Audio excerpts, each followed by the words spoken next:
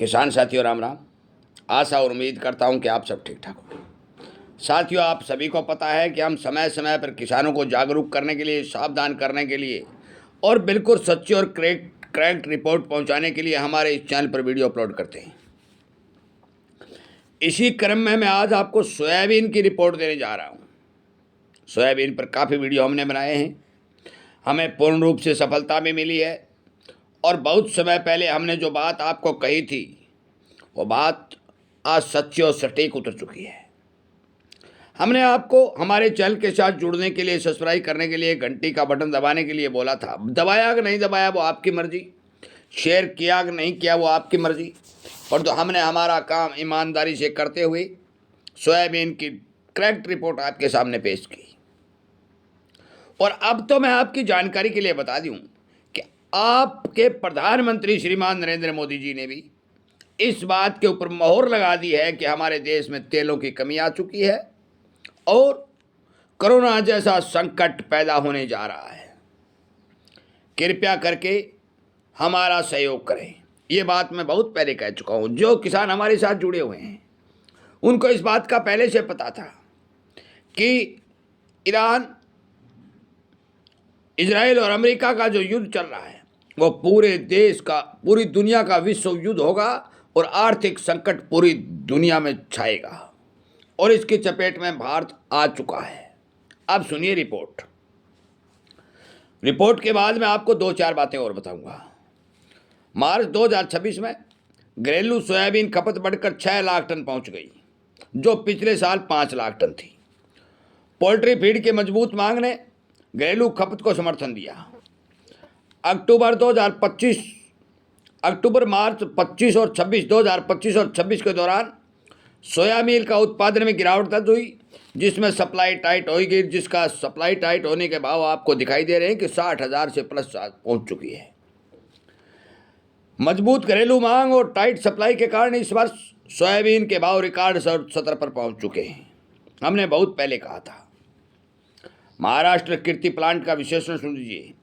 Soybean के भाव में लगातार तेजी के साथ सभी बाधाओं को पार कर रहे हैं। ऐसे बाजार में सपोर्ट और रेजिस्टेंस केवल आंकड़े बनाकर रह जाते हैं, क्योंकि बाजार एक तरफा तेजी की तरफ चलता है। 150 रुपये के रेजिस्टेंस के बाद कीर्ति प्लांट के भाव लगातार ऊपरी टारगेट तोड़ते हुए गए। हमने आपको 6500 का टारगेट दिया था, वो भी टूट गया। इस सप्ताह 7,000 का रेजिस्टेंस भी पार हो चुका है, क्योंकि 7131 रुपये सोयाबीन के भाव बन चुके हैं, जिसके बाद अब 7300 का एक छोटा अवरोध माना जा रहा है।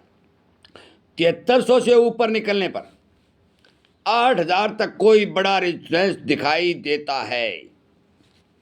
घरेलू सोयाबीन की मजबूत मांग के बीच सोयाबीन भाव लगातार तेजी में बने हुए हैं। सोयाबीन की टाइट सप्लाई और सीमित सोयाबीन स्टॉक के कारण इस तेजी को मजबूती मिल रही है। सरकारी स्टॉक कम होना और सामान्य से कमज़ोर मानसून की आशंका ने भी बाजार को मजबूती देने का काम किया है। नई फसल की बुआई अभी शुरू नहीं हुई है और मौजूदा स्टॉक पिछले वर्ष की तुलना में 20 और 30% तक कम है, जिससे सोयाबीन के भाव में अभी और तेज़ी संभव हो सकती है। अब सवाल यह है कि तेज़ी कितनी जा सकती है। मौजूदा परिस्थितियों में जहां कोई मंदी के संकेत नहीं है, वहां तेज़ी की सीमा तय करना मुश्किल है। ये मैं बार बार आपको बता रहा हूं। जब तक घरेलू सोया मील और सोयाबीन की मांग कमज़ोर नहीं पड़ती है, तब तक बाजार में डाउन ट्रेंड आने की कोई संभावना नहीं है। अब ट्रेड में बदलाव की पुष्टि केवल 6700 का स्तर छूने पर ही मानी जाएगी।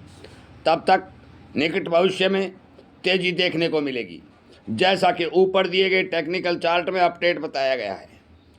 7300 से ऊपर निकलने पर 8,000 तक कोई बाधा दिखाई नहीं देती है। साथियों, मैं आपकी जानकारी के लिए बता दूं कि हमने बार बार आपको कहा है कि सोयाबीन की तेजी अब मानसून पर निकल चुकी है।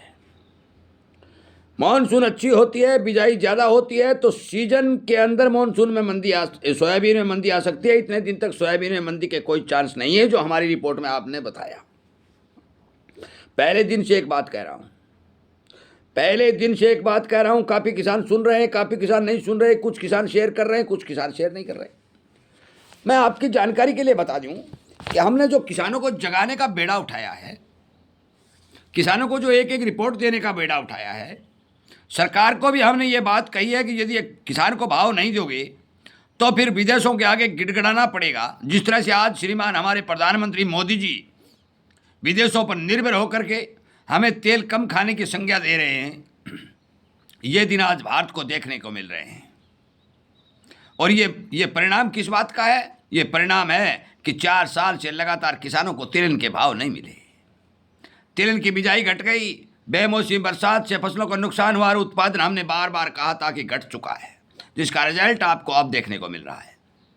परंतु हमारी बात को इग्नोर करते हुए काफ़ी किसानों ने अपना माल बेच दिया और खाली हाथ रह गए। हमने कहा था सोयाबीन पूरा मत बेच देना, खाली हाथ मत हो जाना, परंतु किसानों ने हमारी एक नहीं मानी। या तो उन तक वीडियो नहीं पहुंचा या उन्होंने हमारी बात को इग्नोर कर दिया।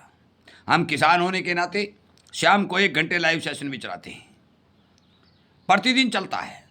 हर किसान के प्रश्न का उत्तर दिया जाता है, जगाने की कोशिश की जाती है और हर एक जिन्स के बारे में आपको समझाने और रिपोर्ट देने का काम किया जाता है।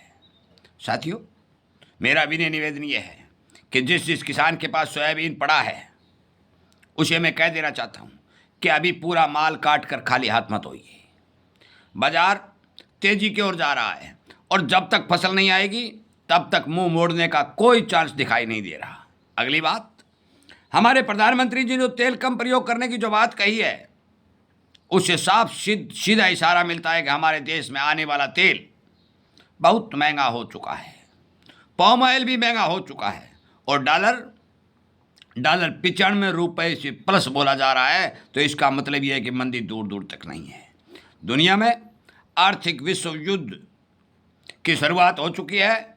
एग्री के अंदर जो हमारे विशेषज्ञों ने जो रिपोर्ट दी कि खाद्य संकट पैदा हो सकता है, भगवान ना करे कि खाद्य संकट पैदा हो, परंतु हमें लगता है कि आने वाले समय में फर्टिलाइजर की कमी को देखते हुए, मानसून की कमज़ोर स्थिति को देखते हुए, तिलहन की बिजाई को कमज़ोर देखते हुए और देश में बढ़ती हुई सोया मील और सोया तेल की डिमांड को देखते हुए भाव कमज़ोर रहने के अनुमान नहीं है। मेरे तमाम मित्रों को मैं कह देना चाहता हूं कि आप कृपया करके हमारे इस वीडियो को ज़्यादा से ज़्यादा किसानों तक शेयर करके उन्हें जगाने का काम करें। और जिसको भी हमारे इस तरह की रिपोर्टें आपको ज़रूरत है, चाहिए, तो हमारे चैनल को सब्सक्राइब कर लें, घंटे का बटन दबा लें ताकि आपको तुरंत वीडियो मिल सके। हम किसान हैं, व्यापारी नहीं हैं, हम एनालिस्ट नहीं हैं। हम किसानों से बात करते हैं, बड़े बड़े विशेषज्ञों से बात करते हैं, अच्छे अच्छे लोगों से बात करते हैं और जो जानकारी हमारे पास पहुंचती है हम आपको बताने का काम करते हैं। हमारा ये अभियान लगभग 2.5 वर्ष से चल रहा है। विनय निवेदन प्रार्थना करता हूं कि इस बारे विचार करें और सोयाबीन की बिक्री करते समय एक बात का विशेष ध्यान रखें कि खाली हाथ मत होएं।